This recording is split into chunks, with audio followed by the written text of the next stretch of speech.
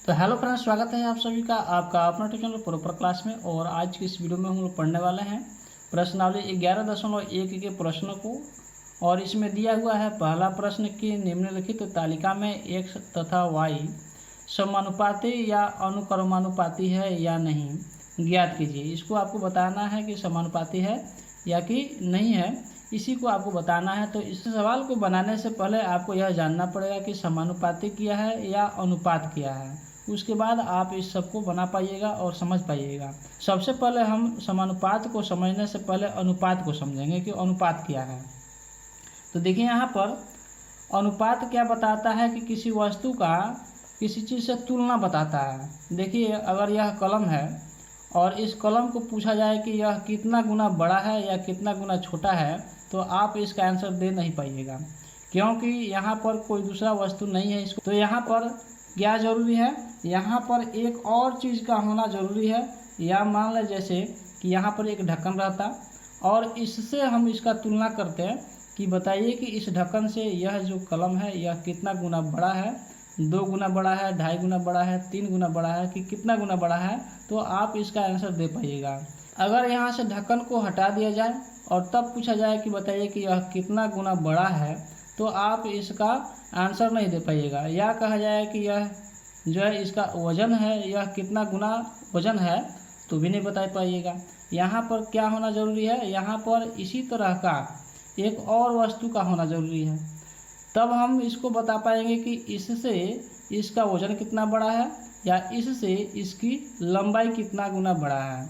यहाँ पर यह पता चल रहा है कि किसी दो वस्तु का हम क्या बताते हैं, उसकी तुलना बताते हैं कि यह जो है दूसरा वस्तु जो है वह कितना गुना बड़ा है या कितना गुना छोटा है। अगर 2 दिया हुआ है और यहाँ पर इसको लिखते हैं 2:4, तो यहाँ बताया जा रहा है कि इससे यह कितना गुना बड़ा है, तो 2 गुना बड़ा है।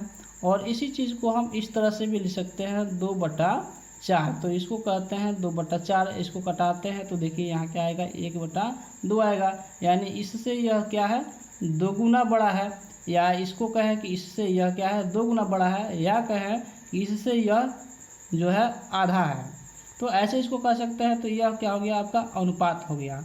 अब समानुपात या कहेंगे उसको अनुक्रमानुपाती क्या है, इसी तरह का 2 ठो अनुपात दिया हो और दोनों को अगर तुलना करें तब उसको कहते हैं समानुपाती। मतलब यहाँ पर कि अगर यहाँ पर 2:4 दिया है और एक ठो और संख्या यहाँ पर दिया हुआ है, वो ये भी अनुपात में दिया हुआ है 3:6, और ये दोनों को तुलना किया जाए, यानी यहाँ पर इसको हम समानुपात का अगर निशान दे दें, इसको कहते हैं समानुपात अगर दे दें, तो इसको कहते हैं कि इन दोनों राशियों के बीच क्या करना, तुलना करना। तो इसको कहते हैं समानुपात या इसको कहते हैं अनुक्रमानुपाती। इसको हम ऐसे भी लिख सकते हैं 2/4 लिख सकते हैं, और इसके जगह पर हम इसको बराबर लिखेंगे और 3/6 लिख देंगे। ये दोनों को कटाते हैं तो देखिए यहाँ पर क्या आता है, 1/2 आएगा। यहाँ पर यहाँ भी क्या आ जाएगा, 1/2। यानी हम इसको लिख सकते हैं 1/2 और बराबर 1/2। ये दोनों क्या है, दोनों राशियाँ देखने में क्या थी, अलग अलग थी, लेकिन अगर यहाँ पर इसका हम रेशियो निकाल रहे हैं, इसका हम तुलना कर रहे हैं, तो दोनों क्या हो रहा है, बराबर हो रहा है। और इसी को हम कहते हैं समानुपाती, ठीक ना। और इसी को कहते हैं अनुक्रमानुपाती, ठीक ना। यही 2 शब्द है जो दोनों का अर्थ एक ही है। और यहाँ पर एक और चीज़ समझ लेते हैं कि अगर इस कलम की लंबाई की बात की जा रही है, तो हम इस ढक्कन की भी लंबाई की बात करेंगे। यानी इस ढक्कन से इस कलम की कितनी लंबाई जो है, कितनी गुनी बड़ी है, या इस कलम से यह ढक्कन कितना गुना छोटा है। यानी यहाँ पर क्या बात किया जा रहा है कि यानी इसकी लंबाई की तुलना की जा रही है। या इसका हम तुलना ऐसे भी कर सकते हैं कि इस कलम से इस ढक्कन की जो है वजन कितनी गुनी छोटी है या कितनी गुनी कम है। या कहें कि इस ढक्कन से इस कलम की जो वजन है कितना गुना ज़्यादा है। या कह सकते हैं कि इस ढक्कन से इस कलम का वजन कितना गुना अधिक है। यानी यहाँ पर अगर हम बात करेंगे वजन की, तो इसका भी वजन का ही बात करेंगे। अगर इसकी लंबाई की बात करेंगे तो यहाँ भी लंबाई का ही बात करेंगे। ऐसा नहीं कि इसका हम लंबाई कह रहे हैं और इसका हम वजन की बात कर रहे हैं। या इसका हम लंबाई की बात करें और इसका हम वजन की बात। अब आते हैं यहाँ सवाल पर कि सवाल को कैसे हल करना है। यहाँ पहला प्रश्न दिया हुआ है कि आपको क्या करना है कि निम्नलिखित तालिका में x तथा y का समानुपाती बताना है कि यह जो है समानुपाती में है या नहीं है। तो देखिए यहाँ पर x और y दिया हुआ है, यहाँ पर x का वैल्यू दिया हुआ है, यहाँ पर y का वैल्यू दिया हुआ है। हम इसको ऐसे लिख सकते हैं कि 3/12, 6/24, 15/45, 20/60 और 30/120। यहाँ पर 120 है। तो यहाँ पर देखते हैं, इसको कटाते हैं तो क्या होगा, 1/4 होगा। इसको कटाते हैं तो इसका भी वैल्यू क्या होगा, 1/4 होगा। और इसको कटाते हैं तो 15 या 45 यानी इसका वैल्यू 1/3 होगा। और इसको भी कटाते हैं तो यहाँ पर 1/3 आता है, इसको कटाते हैं तो 1/4 आता है। तो यहाँ देखिए, यहाँ पर 3 जो दिया हुआ है, यहाँ पर अनुपात, यह तीनों बराबर है, लेकिन यहाँ पर 2 ठो जो अनुपात दिया है यह बराबर इसके नहीं है, यानी यह क्या हो जाएगा आपका, यह समानुपाती नहीं है। तो यहाँ पर लिख सकते हैं कि समानुपाती नहीं है, ठीक ना। यहाँ पर दूसरा नंबर जो क्वेश्चन है इस प्रकार से दिया है और इसको बताना है कि यह समानुपाती है या नहीं। तो इसको भी हम क्या करते हैं, इसको अनुपात में यहाँ लिखते हैं, 1 लिखेंगे 1.5, दूसरा को लिखेंगे 1/4.5। यहाँ पर इसको उतार लेते हैं। यहाँ पर जब हम इस दशमलव को हटाएंगे तो यहाँ पर 0 हो जाएगा। अब इसको हम जैसे 5 से कटाएंगे तो 2 बार में जाएगा और यह 3 बार में जाएगा, यानी इसका वैल्यू क्या आ गया, 2/3 आ गया। इस दशमलव को हटाएंगे तो यहाँ पर 0 आ जाएगा और 15 से कटाएंगे तो 2 बार में, यह कटेगा तो आपका 3 बार में, यानी यहाँ क्या हो गया, 2/3 आ गया। यहाँ पर हम लिखते हैं 2/3। यहाँ से अगर दशमलव हटाएंगे तो यहाँ क्या हो जाएगा, 0 हो जाएगा और यह हो गया आपका 90/135। और इसको 45 से कटाते हैं तो 2 बार में और इसको कटाएंगे तो 3 बार में कट जाएगा। तो यह भी क्या हो गया, 2/3 हो गया। और इसको कटाते हैं, यहाँ पर देखिए 0 0 कटा दिए तो 2/3 हुआ, यानी यहाँ भी क्या आ गया, 2/3 आ गया।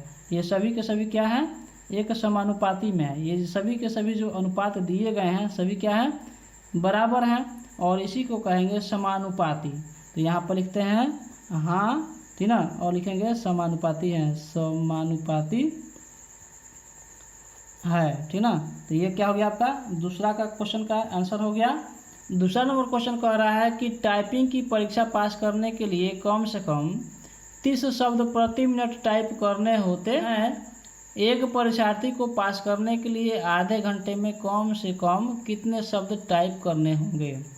यानी यहाँ देखिए बताया गया है कि 30 शब्द प्रति मिनट का मतलब हुआ कि 1 मिनट में 30 शब्द। तो यहाँ पर इसको हम लिखते हैं, यहाँ पर दूसरा नंबर क्वेश्चन है 1 मिनट में 30 शब्द, यानी यहाँ पर लिखते हैं 1, ये क्या है, यह मिनट है, ठीक ना, मिनट है। और यहाँ पर कितना है, 30 शब्द, 30 शब्द मतलब लेटर, तो ये हो गया आपका लेटर। आगे कह रहा है कि परीक्षार्थी को पास करने के लिए आधे घंटे में कितना जो शब्द है लिखना पड़ेगा। तो यहाँ आधे घंटे का मतलब हुआ 30 मिनट, तो 30 मिनट ना है तो 30 मिनट, देखिए यहाँ पर हमने मिनट को ऊपर लिखा है यहाँ पर, तो हम क्या करेंगे, इसको भी हम इस 30 मिनट को ऊपर ही लिखेंगे, ठीक ना। तो ये मिनट हो गया और नीचे जो शब्द है यही हमको पता नहीं है, तो शब्द को मानते हैं एक्स और ये क्या है, लेटर है। देखिए यहाँ पर हम एल क्यों लिख रहे हैं, लेटर क्यों लिख रहे हैं, क्योंकि आपको समझाने के लिए। हमने अभी बताया कि अगर हम किसी चीज़ की अगर ऊंचाई की बात कर रहे हैं या लंबाई की बात कर रहे हैं तो उसकी लंबाई का ही बात करेंगे, ना कि उसका हम भार का बात करेंगे। तो देखिए यहाँ पर अगर ऊपर हम लिखे हैं क्या, अगर हम ऊपर लिखे हैं मिनट तो यहाँ भी ऊपर हम मिनटें लिखेंगे, और यहाँ लिखे हैं अगर लंबाई तो नीचे भी यहाँ पे लिखेंगे लंबाई। यह नहीं कि इसको हम क्या करें, ऊपर लिख दें और इसको नीचे लिख दें, यानी इस जो यह मिनट है इसको नीचे लिख देंगे, फिर आपका आंसर नहीं आएगा। तो इसको दर्शाने के लिए इस तरह से हमने आपको लिखा है कि आपको समझ में आ जाए। अब देखिए इसको क्या करेंगे हम, क्रॉस अगर इसको हम गुणा करते हैं तो क्या होता है, x में 1 से गुणा करेंगे तो क्या होगा, x ही हो जाएगा। और इस तरह से हम गुणा करेंगे तो क्या होगा, 30 में 30 से गुणा करते हैं तो क्या जाएगा, 30 × 30 और गुणा करने पर आता है 900। तो ये क्या हो गया, 900 शब्द क्या करना होगा, उसको आधे घंटे में टाइप करना पड़ेगा। और यही 900 आपका क्या हो गया, इस प्रश्न का आंसर हो गया। यहाँ पर तीसरा नंबर क्वेश्चन कह रहा है कि मुकुंद के पास सड़क का मानचित्र है जिसके पैमाने में 1 सेंटीमीटर की दूरी 15 किलोमीटर निरूपित करती है। गांधीनगर से जाकिर हुसैन सर्कल तक जाने वाली सड़क यदि 75 किलोमीटर है तो मानचित्र में उसे कितने सेंटीमीटर से निरूपित किया गया होगा।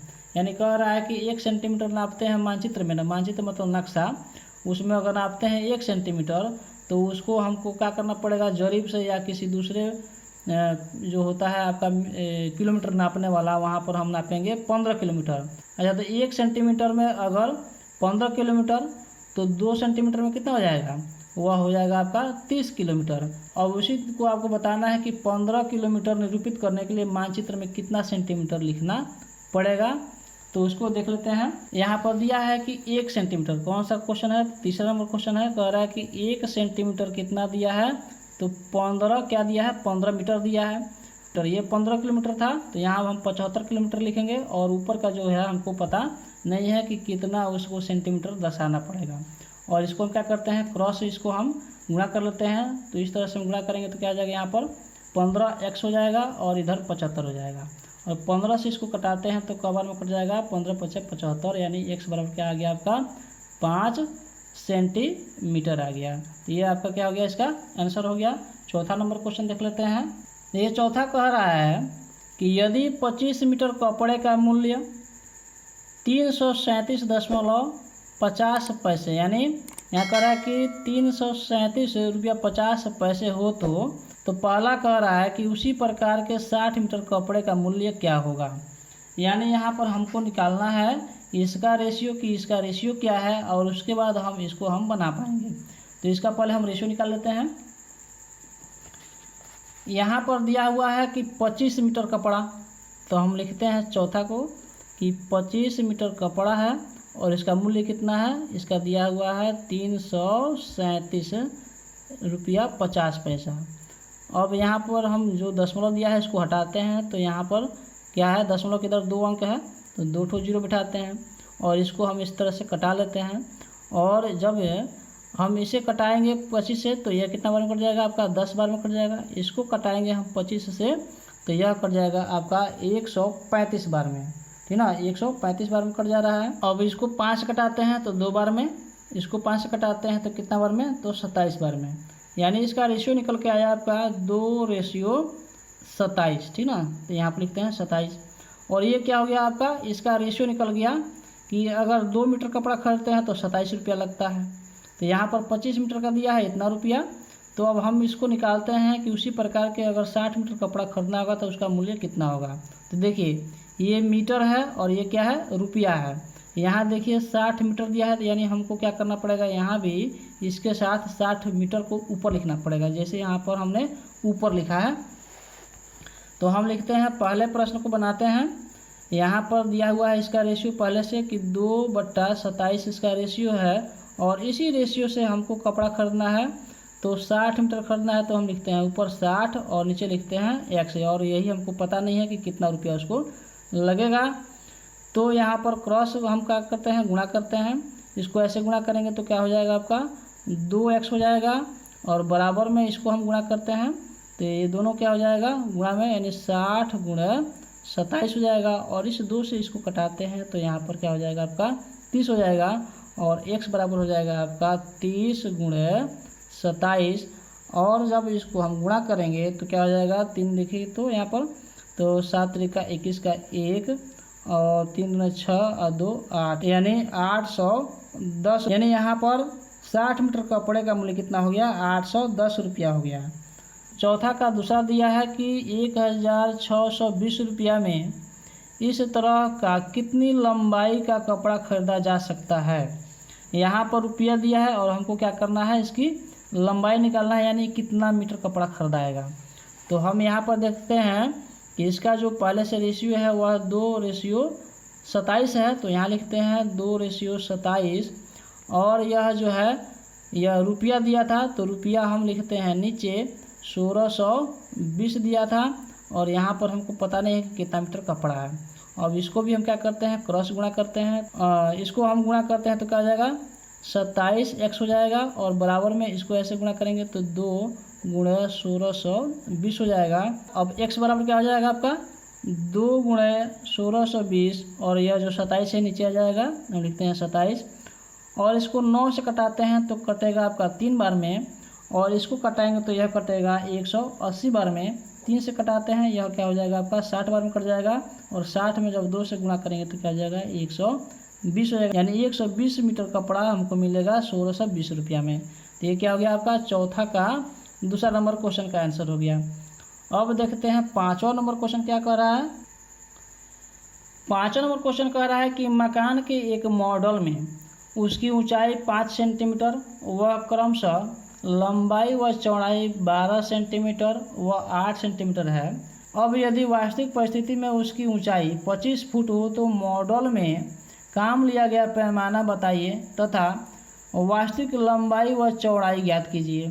यानी यहाँ पर बताया गया है कि यह जो मॉडल है, मॉडल का मतलब समझ सकते हैं कि किसी घर को बनाने से पहले एक मॉडल तैयार किया जाता है। जैसे राम मंदिर बनना था ना, तो राम मंदिर बनने से पहले एक मॉडल बनाया गया था उसका, कि वह उसका किस तरह से कहाँ पर क्या चीज़ें रहेंगी, उसका एक मॉडल बना दिया गया था। यही यहाँ पर कहा गया कि एक मकान बनाने से पहले एक मॉडल बनाया गया है और उस मॉडल में, अच्छा ये बताइए कि कोई घर ऐसा हो सकता है जो 5 सेंटीमीटर ऊंचा हो, यहाँ ऊंचाई दिया है ना 5 सेंटीमीटर, नहीं ना हो सकता है। तो ये क्या है, एक मॉडल है छोटा सा और यहाँ पर जैसे उस मकान का उस जो मॉडल है उसको नापेंगे, अगर 5 सेंटीमीटर आया तो इसका मतलब हुआ कि यह जो ऊंचाई है उस मकान का बनेगा वह 25 फुट ऊंचा होगा। इस सवाल को बिना पेपर पर बनाए भी इसका आंसर दे सकते हैं। जैसे देखिए यहाँ पर 5 दिया है और यहाँ क्या है 25 है, यानी 5 सेंटीमीटर उस मॉडल में नाप रहे हैं तो वह घर कितना ऊंचा हो जा रहा है, तो 25 फुट ऊपर हो जा रहा है, यानी ऊंचा हो जा रहा है। यानी मॉडल से इस घर की ऊंचाई कितनी हो जा रही है, 5 गुना हो जा रही है। वो भी क्या हो जा रहा है, यहाँ सेंटीमीटर से फुट में हो जा रहा है। यानी यहाँ पर देखिए तो 5 गुना हो रहा है, तो हम क्या करते हैं 12 का 5 गुना करेंगे तो क्या हो जाएगा 12 × 50 60, यानी उस मकान की जो लंबाई है वह 60 फुट होगा। और वहीं पर अगर इसकी चौड़ाई की बात की जाए तो चौड़ाई दिया है 8 9, तो 8 में क्या करेंगे 5 से गुना करेंगे, इसको भी 5 गुना कर देंगे तो इसका जो है चौड़ाई 8 × 50 40, यानी 40 फीट क्या हो जाएगा इसका चौड़ाई हो जाएगा। यहाँ पर क्या निकल के आया कि अगर इसकी बात किया जाए तो 5 जो है 5 फीट की इसकी रेशियो है, यानी 1 सेंटीमीटर में क्या हो रहा है कि 5 फीट निकल रहा है। उसी तरह से 12 सेंटीमीटर में निकला तो 12 × 50 60 फीट आया और 8 × 50 40, यानी 40 फीट इसका आंसर आएगा और इसका कितना आएगा 60 आएगा। तो इस तरह से इसको बना सकते हैं। अच्छा तो इसको अब एक बार हम कॉपी पर बना कर देखते हैं कि किस प्रकार से बनेगा। यहाँ पर दिया हुआ है कि मॉडल जो है घर की मॉडल, इसकी जो ऊंचाई है यहाँ पर लिखते हैं ऊंचाई दिया है, फिर लंबाई दिया है और क्या दिया है इसका चौड़ाई दिया है। तो ऊंचाई दिया हुआ है 5, ऊंचाई दिया है 5, ठीक ना। और इसी जो वास्तविक जो ऊंचाई क्या है उसका वास्तविक ऊंचाई जो है घर का वह 25 है, ठीक ना 25 है। यहाँ पर अगर कहा गया है कि अगर उस मॉडल का चौड़ाई जो है लंबाई जो है 12 है तो यहाँ लिखते हैं 12 और चौड़ाई क्या दिया गया है 8 दिया है तो हम लिखते हैं 8। लेकिन इसकी जो है इस मकान का यहाँ पर क्या करना है, आपको निकालना है लंबाई, ठीक ना, और यहाँ निकालना है इसका चौड़ाई, और यही दोनों हमको पता नहीं है। तो सबसे पहले हम इसका रेशियो देख लेते हैं। रेशियो क्या है, तो इसका रेशियो हो रहा है आपका, अगर हम निकालें यहाँ पर 5/25 तो इसका रेशियो निकल के आ रहा है 1/5 और इसको हम इस तरह से लिख सकते हैं कि 5, इसको लिख सकते हैं कि 1:5। तो ये क्या हो गया 1 सेंटीमीटर में क्या हो गया 1 सेंटीमीटर बराबर क्या हो गया आपका, ये इसका निकल के आया कि 5 फीट हो गया। क्या हो गया 5 फीट हो गया। तो ये आपका एक हो गया। अच्छा यहाँ पर आपको क्या करना है, लंबाई बताना है, तो लंबाई क्या हो जाएगा, इसी रेशियो से हम देख लेते हैं। तो यहाँ पर देखते हैं 1/5 इसका पहले से रेशियो दिया हुआ है और यहाँ लंबाई क्या है, यहाँ पर लंबाई 12 है तो यहाँ हम लिखते हैं 12 और नीचे लिखते हैं x जो है हमको पता नहीं है। अब इसको हम क्या करते हैं, क्रॉस गुणा करते हैं। तो क्रॉस गुणा करेंगे तो क्या हो जाएगा, x हो जाएगा, और 12 में 5 से गुणा करेंगे यानी 12 गुणा 5 लिखेंगे तो ये क्या हो जाएगा आपका 60 हो जाएगा। ये क्या हो गया, 60 फीट हो गया, ठीक ना। अब हमको क्या करना है, चौड़ाई बताना है। तो चौड़ाई के लिए भी हम क्या करेंगे, इस रेशियो को यहाँ लिखेंगे। तो चौड़ाई बताते हैं, ये क्या था, इसका लंबाई था, ठीक ना, इसका यह लंबाई था। और चौड़ाई के लिए देखिए यहाँ पर क्या करेंगे, चौड़ाई निकालने के लिए हम लिखेंगे 1/5, यही इसका क्या था, रेशियो था, इसीलिए यहाँ पर ये इसको लिख रहे हैं। तो 1/5 हो गया, और इसको हम लिखेंगे 8, यहाँ लिखा है 8 लिखा है, तो हम लिखते हैं यहाँ पर 8, और यहाँ पर x हमको पता नहीं है, यानी इसकी चौड़ाई जो है मकान का पता नहीं है, उसको हमको पता करना है।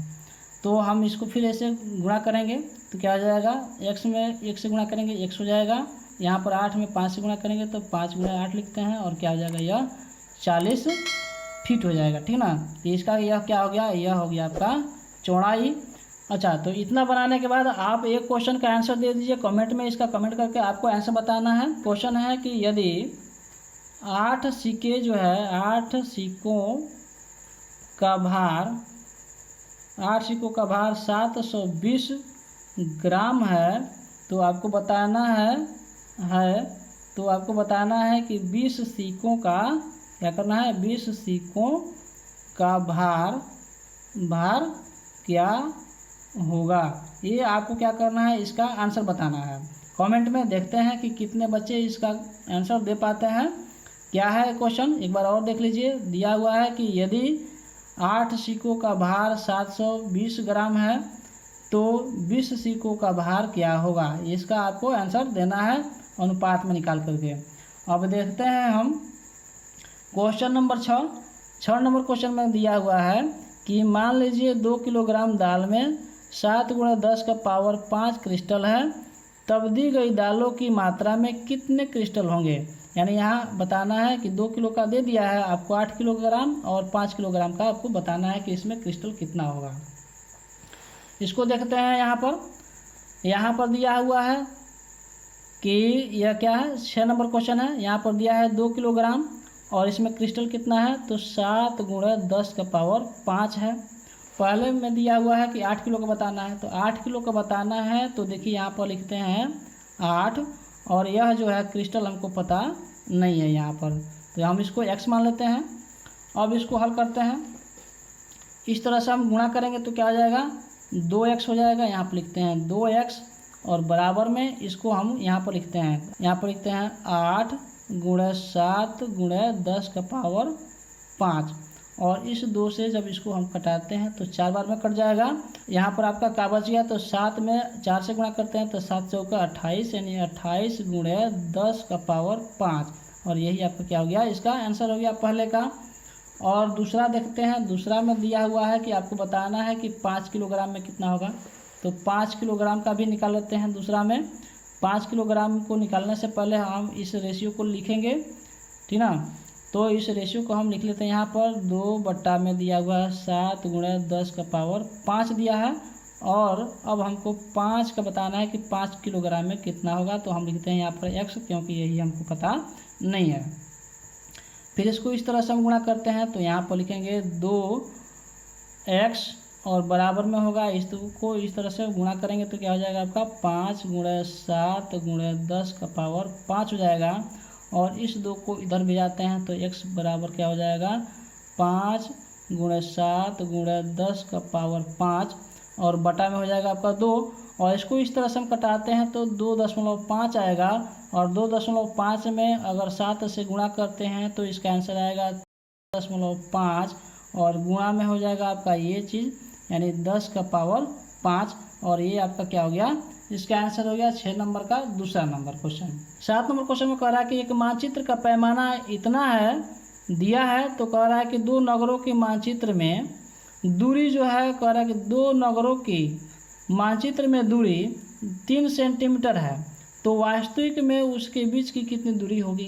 कह रहा है कि इस रेशियो से पैमाना बनाया गया है, तो आपको बताना है कि 2 नगर है और उसके बीच में दिया गया है 2 सेंटीमीटर का गैप, यानी अंतर दिया गया है, तो उसका वास्तव में क्या होगा उसका दूरी।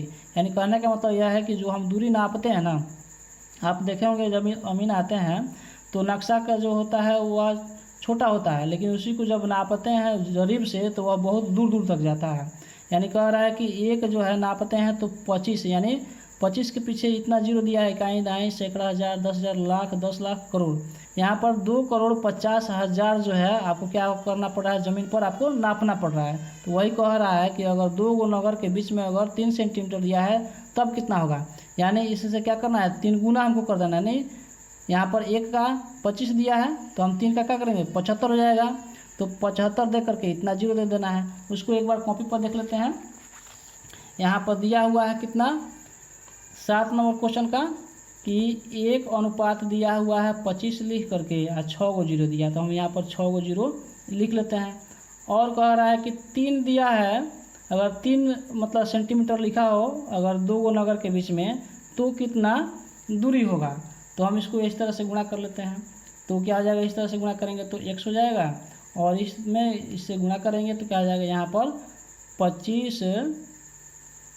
25 के पीछे कितना 6 जीरो और गुणा करते हैं 3 से, तो क्या हो जाएगा आपका 75 लिख करके 6 जीरो हमको देना पड़ेगा, और यही क्या हो गया, उसका दूरी हो गया, और यही आंसर हो गया।